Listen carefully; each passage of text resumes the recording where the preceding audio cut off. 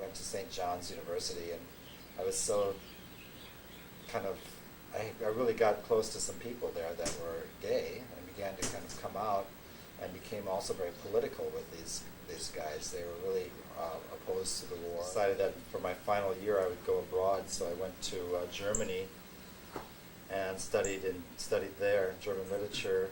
I became real conscious of the war movement and really politicized by the Europeans who were very opposed to the war, and developed a whole conscientious objectors application.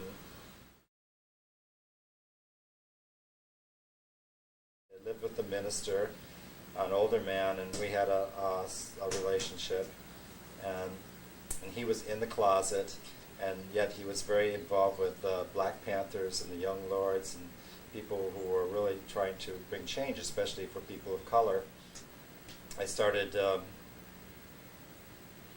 having relationships with people my age that I was particularly attracted to black men. Beginning to draw parallels between the sexual oppression that we've felt in being denied our sexual orientation that we were naturally born with, being similar to being a person of color who was being asked to be white. Gay Liberation Front meeting and marching with sisters and brothers and passing out the flyers, printing the flyers, all these activities that I was involved with, and having the dances, having the community center, providing the co-op, food co-op, they all were an expression of a personal as well as a political me, and they were very liberating. They were very exciting and a very free and open and progressive thing to do. I moved into that collective, and in Brooklyn, we had a coffee house and threw some parties in Brooklyn, and continued evolving through consciousness raising, which is something that was a real important process, I think, of Gay Liberation Front. It was just for people to do as I am doing now, to just share our experiences, more importantly maybe our experiences in growing up and our experiences in coming out.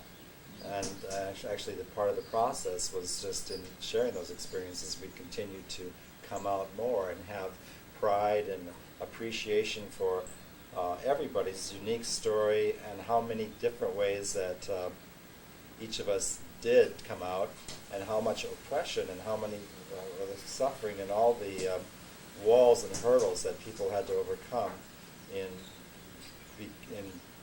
getting their self-esteem and achieving this kind of pride that is much more common today.